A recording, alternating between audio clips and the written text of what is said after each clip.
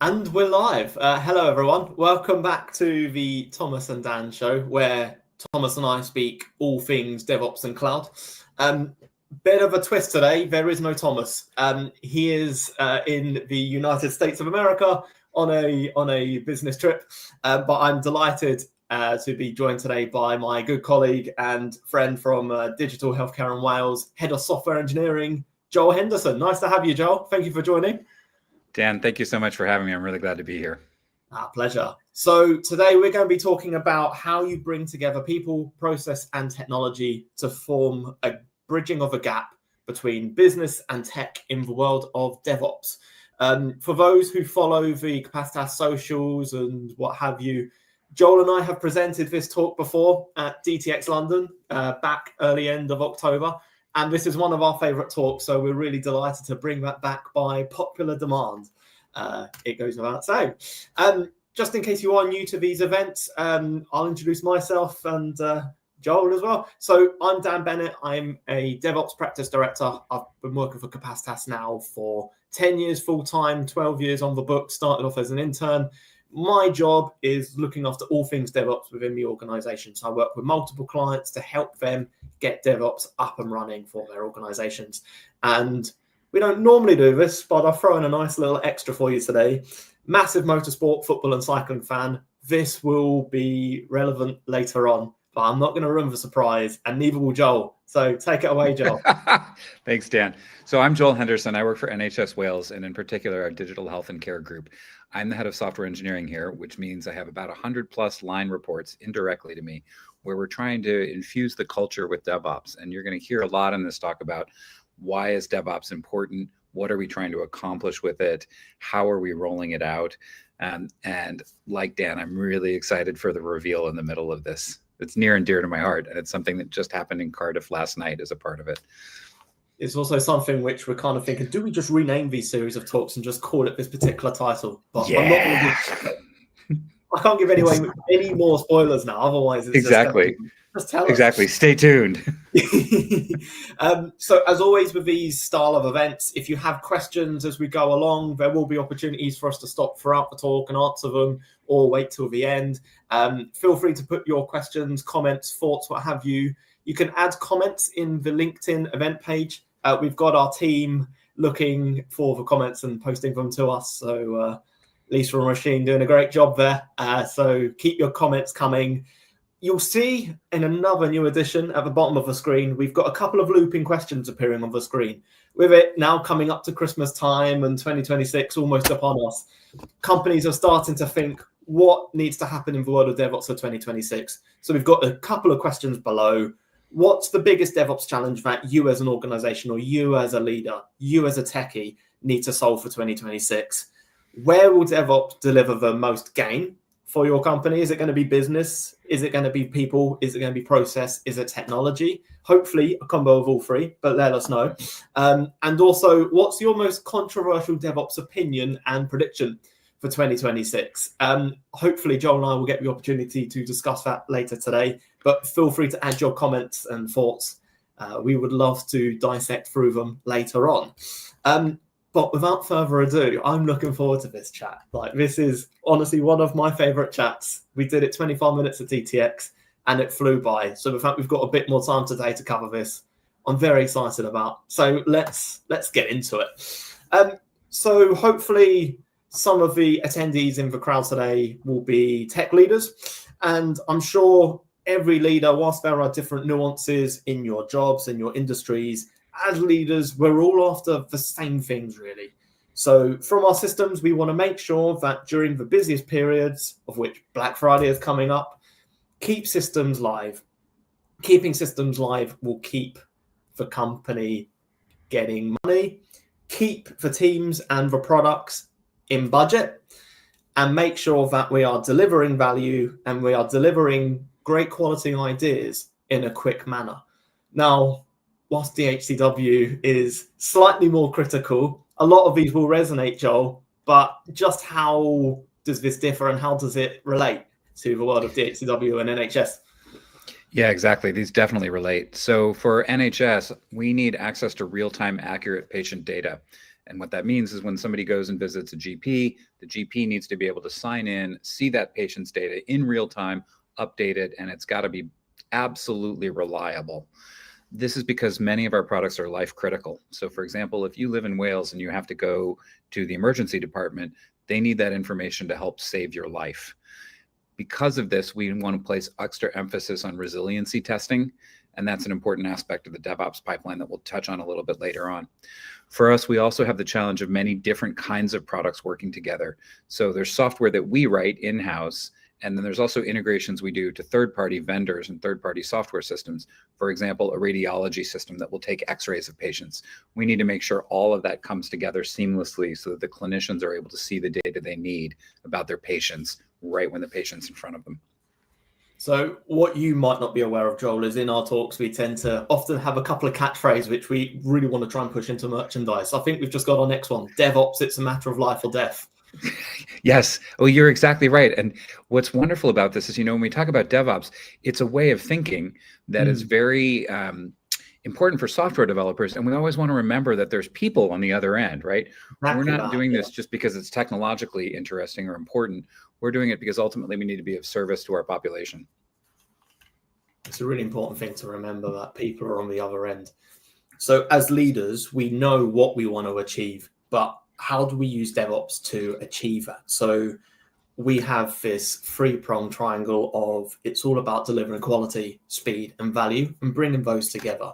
So on the quality side, it would be stuff like, how do we make sure the teams are producing a high enough quality? How do we ensure that any software that is getting released or any applications which are going live, how do we make sure that they've been tested and they're held to a high level of quality assurance, essentially? So DORA metrics used to track teams information. So that's the DevOps research and assessment metrics brought in by Google, and other information management information metrics, which are used to hold the teams to a high standard, which is what you want really to get the most out of the teams.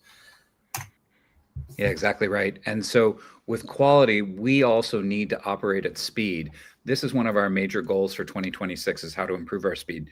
Now, you're seeing questions down at the bottom about what is your most important challenge for 2026. For us, it's speed with quality, as Dan's talking about. We have a bunch of products that we want to bring out to the population, including some very notable updates that will help clinicians treat patients better. We want to figure out how to bring the deployment frequency of those from months down to weeks, and ideally in 2026 to days, using DevOps. And then I'd imagine it's not just the speed and quality that need to be considered as part of that. You also want to make sure that what your software teams are developing is providing value. So you want to, within the organization, enable your teams to be able to innovate, add real business value, which is going to then provide even wider value for your user group, essentially. You are exactly right, Dan. And by decreasing the time, in other words, by being able to ship faster, we're going to be able to iterate and add features more quickly, test out things, for example, with clinicians for their new product ideas and the new feature ideas, and then ideally get that flywheel turning faster to deliver more value sooner. So we've got our leaders who know what they want. We've got the mechanisms here to help them achieve it. But then we actually need more in able to do that. So to be able to achieve good quality, fantastic speed, and fantastic business value, we need to make sure, and you alluded to earlier, Joel, that the people are involved, the processes, and the technology. So when we presented at DTX last month, the catchphrase, and we kid you not, we did not make this up ourselves, it was the intersection of technology, people, and operations. We use that Capacitas as people, process, and technology. And really, without those three things marrying together, DevOps just does not happen in the same, it does not hit the same. So this is our three-pronged attack. Yes, and so we start with people. One of our core values is people first. And for that, it means our patients, our population, our clinicians, and also our staff. So one of the things we're working hard on in 2025 and 2026 is how to start aligning our people better. And by better, what I mean is right now we have silos between, for example, primary medical care and secondary medical care. We have a lot of information that needs to cross between them. So we're starting to place more emphasis on building up a people first culture of collaboration. And that's hard for us. It's new territory for us. DevOps is one of the key areas where we're going to be able to do that, because we're going to need to see data flowing from one app, like a clinician-facing app, into another app, which is the patient-facing app. A big part of it, I think, is also the investment into people as well, right? So as the technology moves forward and as the processes change, you can make sure that people are excited to work. You've also got to make sure you're investing into the right skill sets and the right training to enable them to be able to provide a better service. Yeah, exactly right. And Dan, your point is perfectly on time, because we're deploying a new learning management system this month, next month, where we're going to start to give enhanced DevOps training to a whole bunch of our software engineers. We're very excited about that. The staff is actually excited about that too, because that's going to allow them to see their work matter out in the world sooner. Which is the real reason you want to get into work, right? Is to make sure that what you're doing is making a difference, particularly in the healthcare profession. So that's people. You then also have the technology. So with technology ever evolving, it's making sure we're putting the right investment into technologies that are providing that speed and quality into the loop. But then, as we'll cover later, it's making sure that you've got the right technology being used. There are so many organizations I've seen where they just throw lots of money at lots of different technologies without many of them making a difference. And it's how you get the best out of the technologies you are using to also bring it back to a value to keep it cost efficient. That's something people quite often forget, is let's not just throw everything at it, just the tools that matter. A small select group of, we call it the golden standard tool chain, essentially. That's really important to remember. And for us, that combines into operations. So that's where we're making the choices of technology that can speed us up while also delivering at quality, while also keeping our staff motivated and able to deploy quickly. I mentioned the silos before. Operations is how we're breaking down those silos. So this year we've set up product-oriented teams, and then we also have a horizontal slice of testers that are able to move across those vertical product teams. The nice thing about that is that the same kinds of metrics they learn about in one product silo, they can apply to the second silo. So a good example that Dan has already mentioned is DORA metrics. We also have metrics like code maintainability, how fast they can go from idea to implementation, and how fast they can do a turnaround, for example, in UI, UCD for user-centered design. So these three things in isolation are important, but marrying them together is how you really make DevOps work, really. So it's the combo of those three things working together that is going to really allow an organization to drive change, drive growth, and not just in one or two particular areas. We're talking across the organization. So that is ultimately what's going to help the leaders achieve their main goals of what they need, 25, 26, whenever. So in terms of what outcomes might look like, so this is, I guess, what we've seen at Capacitas throughout some of our various DevOps engagements. So on the quality side, we've had teams be able to reduce the number of incidents down by almost 90%, just through shifting left, changing the culture. You know, I think we briefly mentioned about the culture. A culture shift is just as important here to provide the great numbers and to provide the value that the business needs from DevOps. QA cycle times. There's a lot of manual testing, and with the technology, you can change it into automated. And we've seen it take weeks when just doing it manually through long processes. Tweak a couple of things here and there, you can get it down to hours. And as a business, that's really important to cut that time. It means you can get to production quicker. It means you can make more money, essentially. In terms of your speed, how do we, as we said there, get the release time down? So getting it down to days rather than weeks, which I'd imagine, Joel, in your situation, if that was the case, that'd be literally life or death again. It is literally life or death. So we're trying to get this stuff to move as quickly as possible. And for us, we have feedback cycles that are different maybe than many kinds of products. We don't just launch out into the general public and say, here, try it. We go through very careful, formalized processes where clinicians and our quality control people review everything. So for us, DevOps speed is the code speed, the deployment pipeline speed, and it's also the speed of our review processes to make sure the software is absolutely reliable in a clinical setting. Yeah, absolutely. And I think I mentioned slightly earlier about the cost as well. If you can get cost savings on the top of it, then that's even better, right? So we've seen organizations where their cloud spend gets reduced by $2 million a year. That's an awful lot. I'm just imagining the number of chocolate bars you could buy with something like that, which is absolutely not healthy. But yeah, you're making big savings whilst actually providing better benefits. As a business, as a leader, you're not going to say no to that, are you? Really? I certainly wouldn't. I'm sure And you you're would. Yeah, you're making a great point. So what we talk about when we say reduce spend, we're actually currently moving from on-premise data centers that we maintain out into the cloud. So for us, DevOps represents a potentially even larger cloud savings overall, but also a more efficient use of resources. So for example, if we can do something in a cloud database where we can scale it up and down, it's a huge advantage to us to saving money. Absolutely. So before we paint the idealistic DevOps journey, if you have any questions at any stage, please feel free to ping them as comments in the LinkedIn event.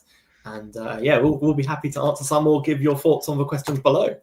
Right, idealistic view. Yeah, so when we talk about DevOps, this is my ideal view. We sometimes call it the blue sky view, or Dan mentioned the golden idea. The idea is that we're driving and we're on the DevOps journey together and everything is beautiful. There's sunshine in the sky, the road is wide open, and we can go as fast as we can. But we know that's not always the case in reality. This would be the perfect English day. This is the typical English day, let's be honest, or just UK in general. And it's been like that this weekend, just naturally with DevOps, just the nature of it, because it's not new, but it's still seen as new. You're going to get stumbling blocks. There are going to be naysayers, or in this case, bar sayers, because of the sheep, NHS bars, sorry. How do you make sure that the obstacles and the naysayers that will appear, how can you answer those and still be able to deliver as an organization, not just a function, but how do you get the organization moving in the same direction of travel?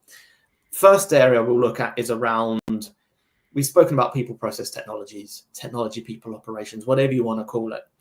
That's a lot easier said than done in practice. So how do you make sure that you're getting the most out of all of those things? Now, one thing I really like, Joel, that we've spoken about before at multiple events at DHCW is your concept of the 4 A's. Exactly. So when we talk about cultural transformation, we have about 1,200 people within our immediate organization and about 100,000 people at NHS Wales in general. What we see is 4 broad trends where we want to reshape the culture to use these 4 aspects better. The first is agile. Many of you know that as agile software development. For me, it means both the agile software development and also the agile discovery. So Dan mentioned shift left. This is really important to us because if we can have our user-centered design people go out and work with clinicians using fast prototyping, we can often shave months off of actually shipping a product or a new kind of feature. That's what I mean when I say agile, is agile discovery all the way through agile development, all the way through the DevOps pipeline to agile style deployment. The next big arc is artificial intelligence, which, as all of you know, it's transforming the industry. It's transforming how we work together. It's transforming code in general. So we're making major investments in artificial intelligence in terms of training, in terms of upskilling, and in terms of starting to use it within our products. All of this is new territory for us. So we're very keen on learning more about it. When Dan asks about what are your main DevOps goals for 2026, one of ours is how to infuse artificial intelligence into the DevOps pipeline to improve quality, security, and performance. Yeah, that's one of the biggest things I'd say, just preempting what people are going to say. AI is such a spoken about topic. You can't avoid it. You go onto Facebook, you go onto Instagram, it's everywhere.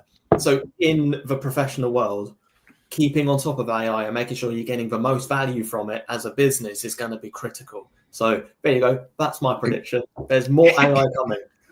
Exactly right. And it leads naturally to the next large area that I want to focus on, which is automation. Now, we know we have automation in terms of DevOps. We also believe there's a lot of lift for automation in terms of writing code, exploring the code base, and getting the user-centered design to generate code, at least at a prototype stage, figuring out internal business apps for automation. So it's more than AI and it's more than agile. It's a profound way of cultural shift from manual into automatability. One of the projects we're working on right now is we have about 30 people doing manual testing. We have set a goal for 2026 to allow them to upskill and encourage them to upskill, provide the upskilling that they need so that they become able to test using automatic ways. This all leads into analytics, because you can't really modify what you can't measure very well. At least that's one of my perspectives. So with analytics, we're looking at products like OpenTelemetry, Grafana. Dan mentioned Dora metrics. The goal is to have visible dashboards so that each team, each staff member can look and say, what is our application doing? Are we actually having impact out in the world?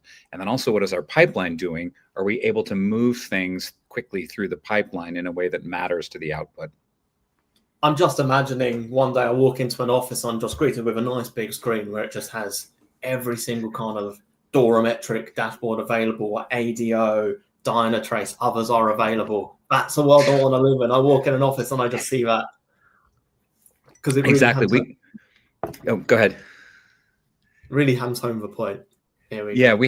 We have a screen in one of our areas where you can walk in and it says, this many hours of appointments are booked right now. We have things that say like this amount of wait time for the emergency departments. And it's really compelling when all the staff members are able to look and see that and see, here's the impact we're making. And also here's the challenge ahead of us and why we need to do more. I thought this forays would kind of come in handy and I'll have some questions asked about. There's one question which has just come in, so thank you for asking. How do you see DevOps evolving to support value creation in heavily regulated industries like financial services, let's say, where compliance and agility often clash? I have seen this before in a couple of organizations. Good question. Let me think of an answer to that. That is a good question, to be fair. Okay, well, while you're thinking, I can give my answer at least. Absolutely, yeah, go for it. Yeah.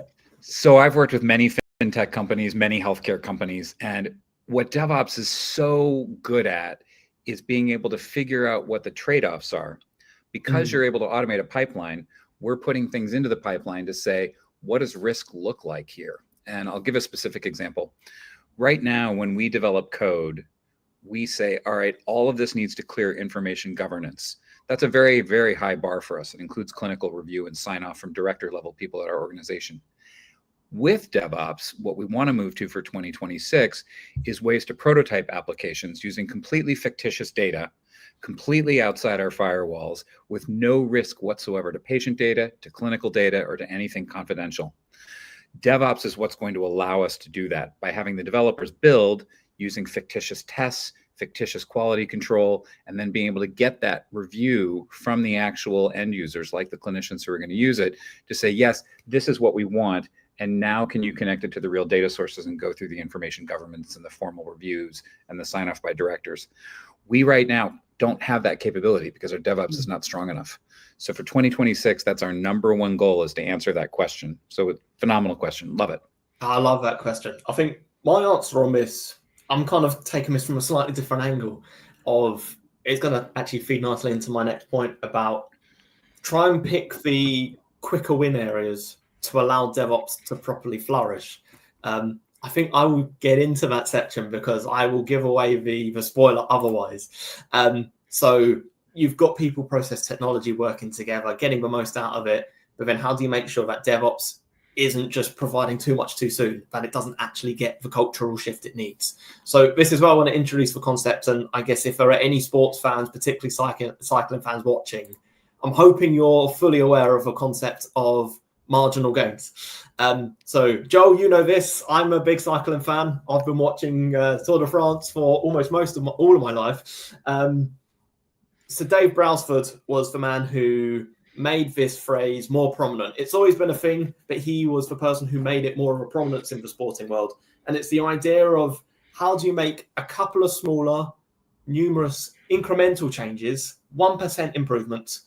How do you do those across time in lots of different areas to lead to the significant improvement overall? So it's not about, if we take the phrase in DevOps, you've got little lots often. It's exactly the same here. You don't want like one large big bang, which is going to fix everything, because realistically, it's not going to do that. It's going to have the inverse effect. Making lots of changes, little bit at a time, has massive impacts. And we're not just talking sport here. We can absolutely apply this to the world of DevOps and most things, to be honest. So to answer the question which came in, which was excellent, I would see, if it were me, I would try doing those small little itty bitty changes and see what works best. It's a slightly different angle answering. I like Joel's answer better, but marginal gains, I think here absolutely hits. Yeah, and what's great, Dan, about what you're saying is they're going to go together, right? Yeah. So when we do fictitious data launches versus internal governance launches, we want these marginal gains going on both of those, right? Because the wins really are done in terms of 0.5%, 1%, those types of gains with many, many feedback cycles and iterations. I tend to find that when you talk about DevOps in form of little lots often than marginal gains, somehow it relates easier because, you know, as we'll cover later, DevOps can be seen as a bit more of a flowery buzzword terms with lots of different terminologies. Keeping it simple is actually, I don't know, more teams understand it and more teams know how to actually get on top of it, if that makes sense, and make the most of it. So yeah. Reverting from cycling into the world of DevOps, I guess. Well, it's a great metaphor. So this is a bit of a backstory, but I once had a bicycle custom built for me, and I put a carbon fiber wing on the front. And the people that were building it for me said, well, Joel, that's only going to improve your time by like 0.5%. Like it doesn't do that much. And you're going to have to get your posture changed to be able to take advantage of this. And so I worked over 6 months to improve my posture, to get the bars to work better. And it improved my time by like 2%, which is huge for me. That's the type of thing we're looking for. And what this slide is focusing on is that there are many places to intervene and make small changes, like Dan was saying. It doesn't always have to be the same change in the same place. So when we look at this, there's a whole pipeline going from requirements on the upper left all the way to sign off and the deployment loop in the lower right. And we're going to step through that, and I'll show you some of the intervention points. So at Capacitas, we refer to this as the 10-step model. And you look across the 10 steps of, it's just basically a larger version of the software development lifecycle.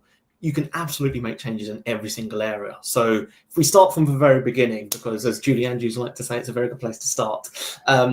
Requirements and backlog. So when our teams are writing requirements or they're gathering requirements from the users, everyone's going to have a slightly different way of doing it, which is going to make it then hard to automate tests for it in the future or create NFRs. Simple thing, use templates. Azure DevOps, for example, they have template structures in the PBI items that allow you to basically have that carbon copy footprint of this is what the requirements need to look like in a structure. If you have that structure, that is then going to enable you to make testing automation a lot easier later on. So tools like Rec and Roll, which are very human readable tests, they will be able to read the requirements. If they're all in the same format, that just makes the job easier and you're getting more out of your testing. Similar to NFRs, can you include NFRs to be built within your requirements and make sure you're looking for, I love this phrase you use, Joel, is the ITIs. So the security, scalability, quality, availability. I'm sure there are many others. They're the four which stick out to me. But then on top of that, how do you make sure that we can automate refinement sessions to improve feedback loops? I've always seen backlog refinement as one of the more tedious areas, just through the manual bureaucracy. Have a look at getting that in a quicker, efficient manner. Again, small little changes. Look at the graph on the bottom right. We're not talking massive changes here. You will start to see as we go along, it's starting to have an impact. Little, lots, often, marginal gain. Yeah, and where that leads is to, once you write the code, how do you review the code and make sure it's good? So we're aiming to do buddy reviews, which is basically saying when you write code, you have multiple people looking at it to say, is this good? For us, an important aspect of that is also having AI in the mix to make suggestions. What we're finding in the very early reviews and early experiments that we're doing is that AI is able to make suggestions that aren't always correct, like some of them are hallucinations, but more often than not, it will suggest a pathway that the developers haven't considered. So it'll say, here's a corner case, or here's a slightly different way to write this that's maybe more idiomatic in that language. Or for us, what's really important is it'll say, here's a way to write this code in such a way that it's more testable. When we do that, we're also adding code coverage into the pipelines. So you've heard about things like you want 100% code coverage for things like very important mission critical areas of code. We actually want to go even above that and say, if we can get like 120% code coverage for mission critical pieces, that's ideal, because then you have multiple ways of writing tests to look at things from different perspectives. That increases the reliability. As Dan mentioned, that's one of the NFRs, or the IDIs that we use. We call them system quality attributes. For us, humans in the loop is great. We also want to introduce fully automated semantic scanners. So a very typical example of that would be a semantic scanner to say, does this repository or this code base have a good help description system? Is it cleanly documented? Are there architectural diagrams in there that the developers need in order to understand it better? Do we have things like our security settings set correctly? We want to make sure we've got a robust security protocol just in case a key is lost or stolen somehow. We want to make sure we're absolutely on top of that because of the information governance areas that I mentioned earlier. Absolutely. Then I guess from that, you're moving into your CI/CD pipelines. I'm sure we've all been there in a situation where you've got a team of developers, a couple of them are looking at exactly the same thing. In this case, if you're looking at pipelines, you've got multiple teams who have a pipeline that isn't identical, but does almost exactly the same steps. If you've got two teams making change to a very similar pipeline, you're wasting time. Modularize build pipeline steps. Break down the silos between the teams. We're currently working with a financial organization where we're doing exactly that. So we've got one of our guys in creating a reusable template for a catalog of pipelines. So rather than having 5 or 6 different teams change their own pipelines that do exactly the same step, you've got that one central point, and that is then just being reused. The amount of time, the amount of money that has been saved there, the business then feel that, and the guys who are otherwise would be doing those changes are able to actually develop on better features, which provide better value to the business. We talk about controversial opinions. Here's another one. Yes. Feature flagging. Feature flagging. We all know it as something that turns features on and off like a switch when it goes to production or not. Try moving away from a mindset of just features. Why not do that for sprints? I know we've spoken about this, Joel, when we first raised this, and I was like, yeah, but actually, it makes a lot of sense. I think this is such a compelling idea, and it's not as popular in the industry because people haven't gotten their minds wrapped around it, or at least a lot of the people that I know haven't experimented enough with it. So this to me is the most contentious, interesting point of the whole DevOps journey. What I believe it will allow us to do is when somebody comes in and says, here's a new feature, currently we say, okay, we want to do a sprint, and that sprint might be 4 weeks or 2 weeks, whatever the duration is. And this topic can't actually launch until the rest of the sprint is finished. Because we're in a governed industry, those sprints need to go through very careful, long review cycles. However, imagine something comes, and this is a real world use case, where an emergency doctor says, hey, this would be better if this button were red and bigger because we need to tap on it and our finger has a glove on it. Could we launch something using a feature flag to get something out to those doctors quickly so they can try the larger button, experiment with it behind a feature flag so it's safe, it works with their information governance, and then if and when the doctors are satisfied with it, then we take that feature flag and we say, okay, we're going to do a correct throttled rollout with the right information governance procedures. That could take our shipping of new kinds of features from maybe 6 months down to something like a week. So getting rid of sprints, it's a huge deal for us. Yeah, and I guess on the topic of reducing time and reducing that almost human interaction. So one of the biggest areas we've been working on is around the infrastructure as code.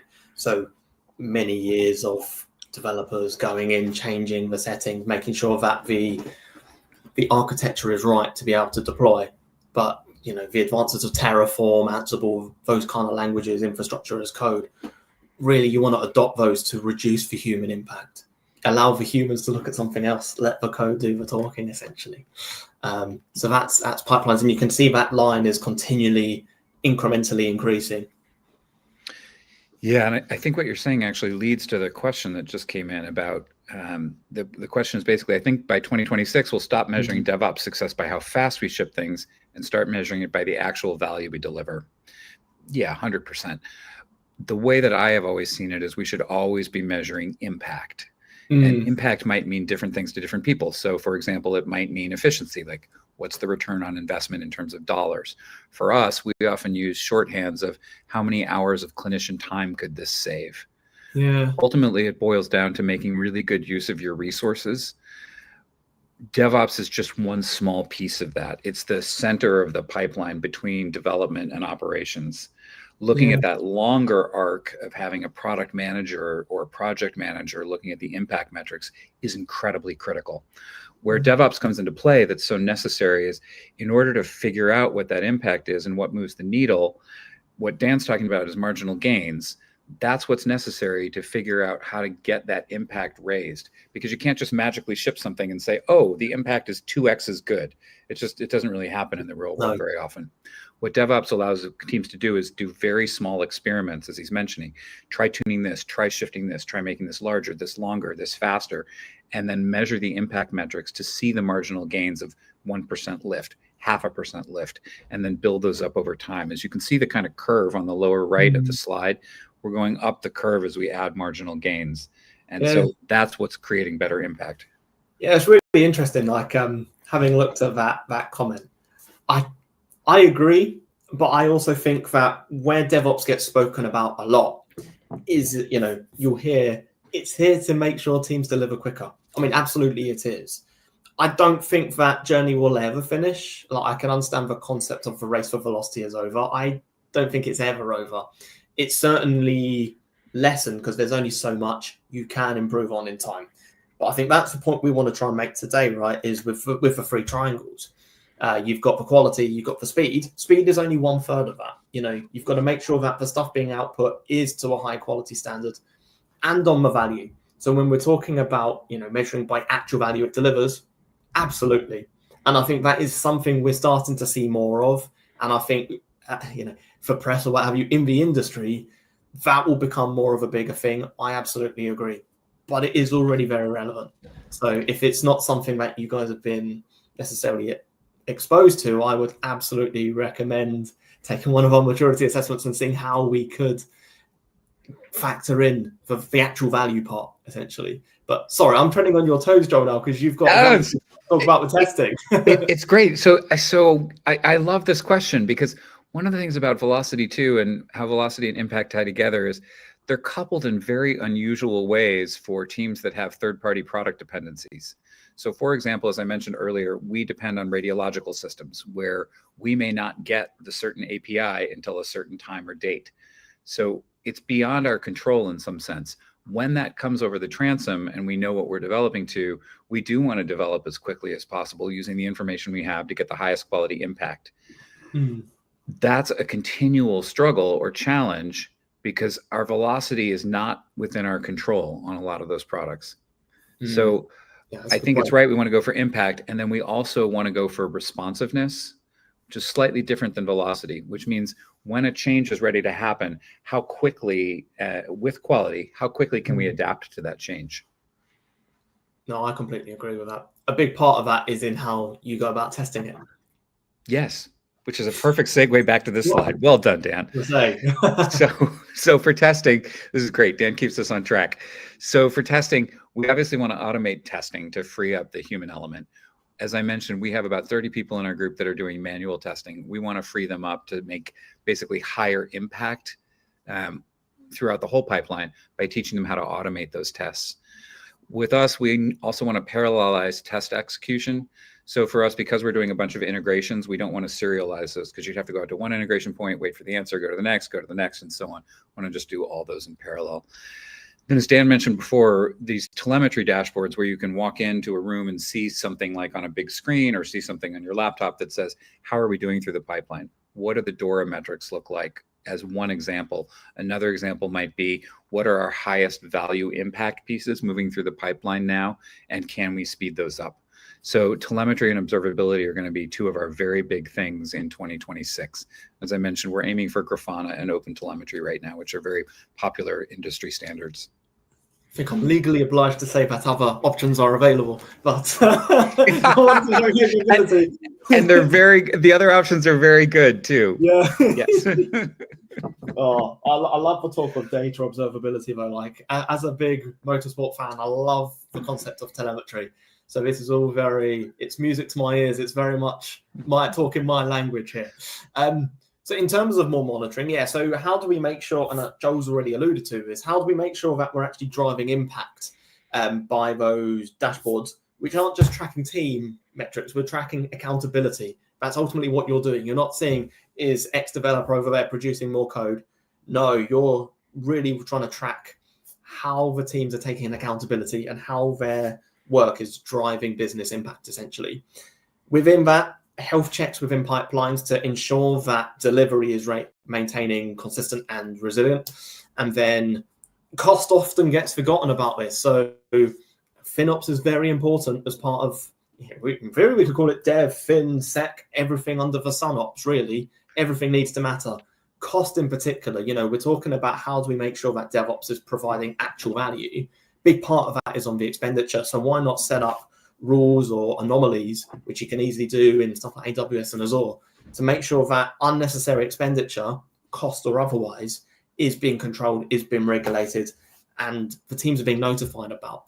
There's nothing worse than waking up in a Monday morning, getting an email saying your bill is 10 times as much as it normally is, and you've not got a clue why, and you're completely blindsided by it.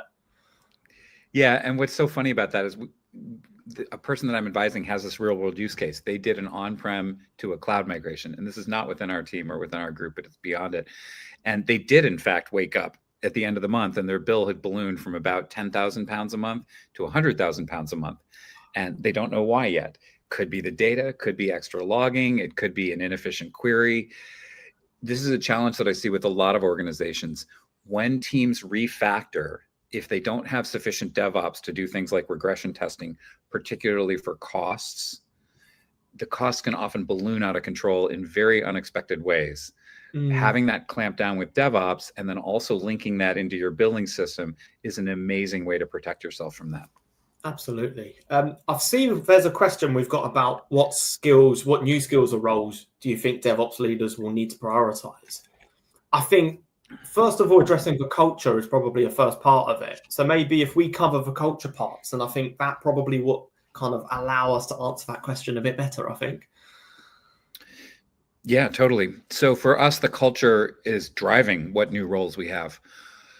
Within our culture, we are looking for automation champions, and it's beyond just automation. So we have AI champions, we have DevOps champions, we have testing champions. When Dan mentioned accountability, it's a key part of that to have teammates that can lead other teammates, because we know everybody learns at a different cadence and different ways of learning are important to us. So by having a champion that can promote this ownership idea, the champion can then go around to each person and say, hey, here's where we're headed as a group. How do you want to participate? How can you learn best? And how can we bring you up this marginal gains ramp? As a part of that, we're creating these communities of practice. Now, a lot of you have probably experienced something like this. For us, it's new territory for our 1,200 person organization.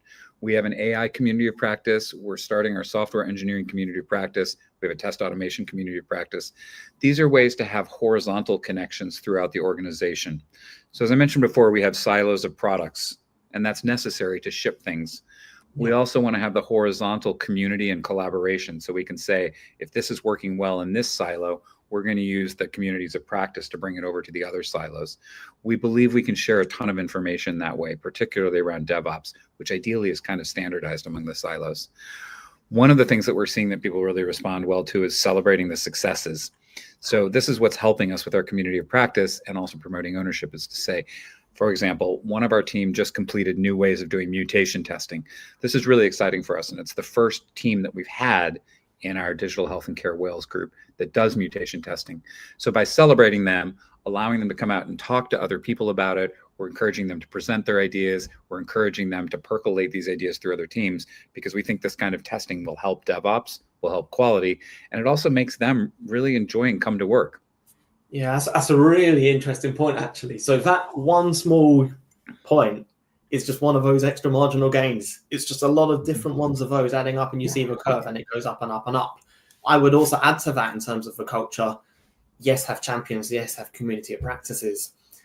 I think one of the skills or roles potentially for 2026, I kind of foresee this as to kind of enable those champions. I'm seeing more and more organizations are looking for certifications, so be it AWS certified or Azure, even things like Agile, which in the world of DevOps, you think, well, it's not technical, but actually it makes a lot of sense if you want to deliver the processes in the right way. So I'm seeing more and more organizations asking for at least a handful of their team to have those qualifications and then be able to kind of trickle those down to the teams below them.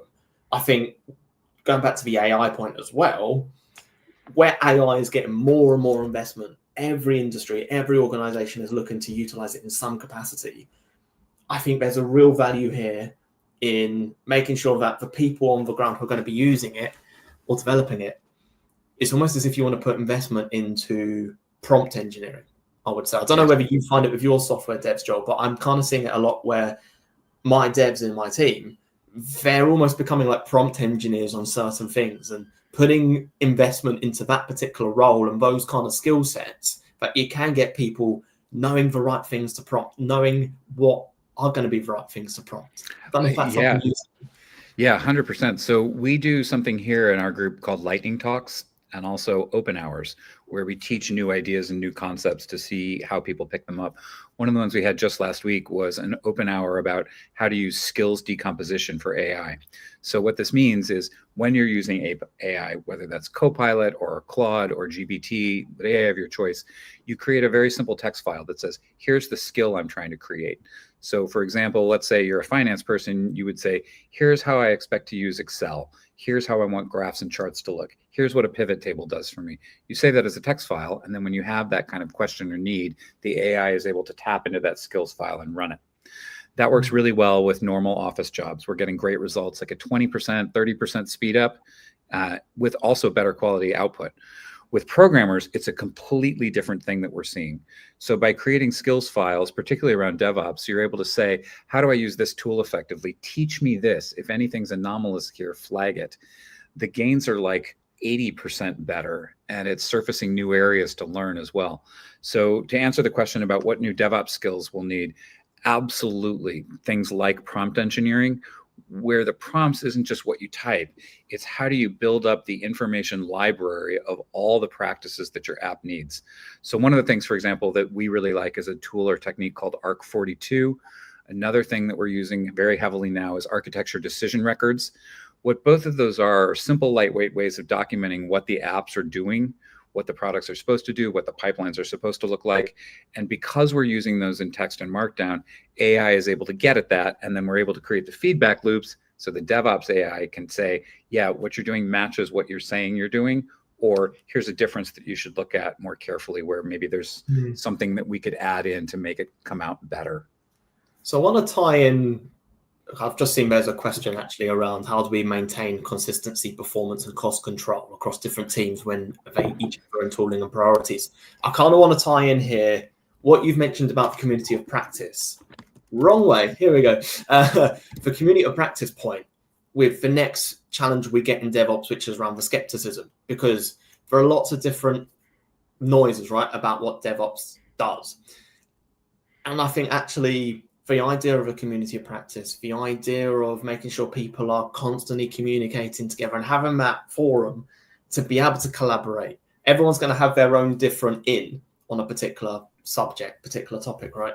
But I think it's that people part, that collaboration, and then allowing that process to happen, that is going to be ultimately how you best maintain that consistency, how you get, because it comes from the people. It comes from the tech, yes, it comes from the processes. But if you've got the people talking about those processes and technologies, that's the marriage together. So that would be my answer. But in terms of some of those naysayers and what the skepticisms are about DevOps, the things that your communities are going to be trying to invite in, this is what we see. So I guess, Joel, I mentioned earlier about the buzzword DevOps. Yeah, exactly. So some people come and they say, oh, it's a buzzword, or we need to focus on impact, which is true. We do need to focus on impact. What we're really trying to do is create collaboration through our technology choices. And there was a question about how do we maintain consistency across silos? And it goes to the heart of this point that Dan just put on the screen.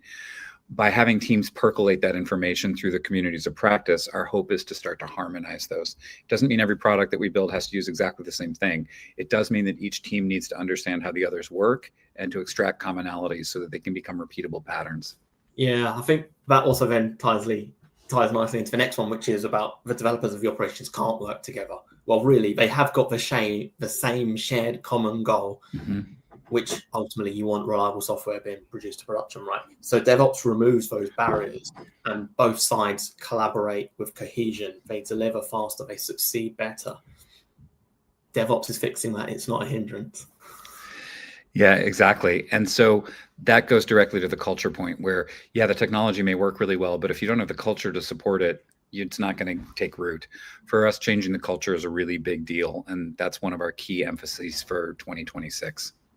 Yeah, and I think we've spoken a fair bit about monitoring and observability and stuff like that, and we mentioned DORA metrics. I've been in places before where there are teams and individuals reluctant to want to use it because they feel that they're being judged, and to kind of counteract that, they'll just game the system into thinking they're delivering more.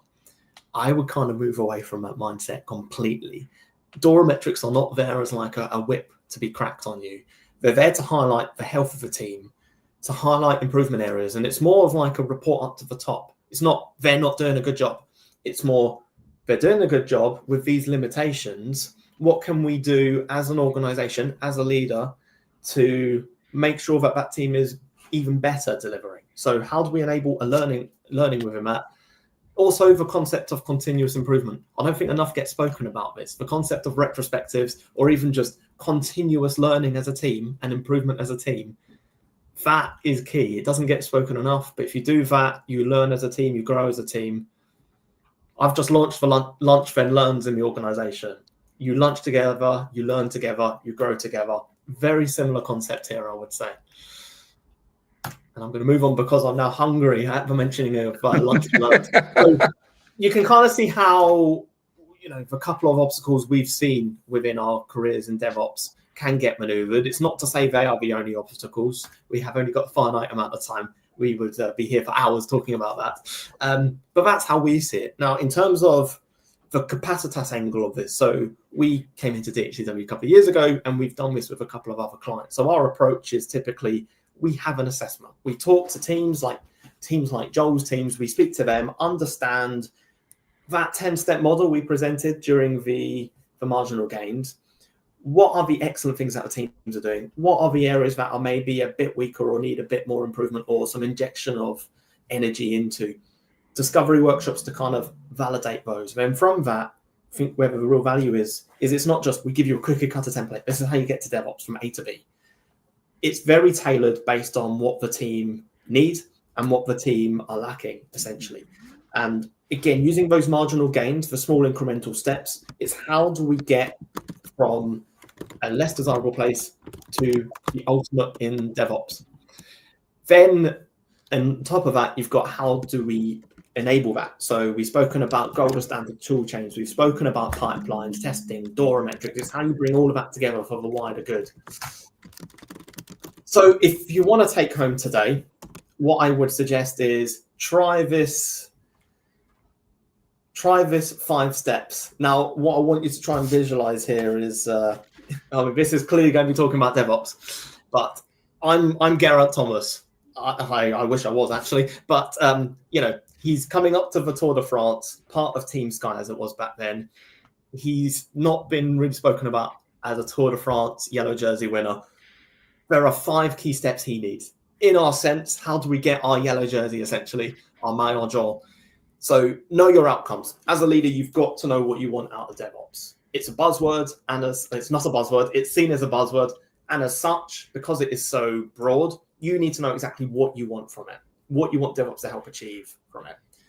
Get your people collaborating together, breaking down those walls, the silos, making sure that the teams and the individuals within them are taking ownership for everything they do.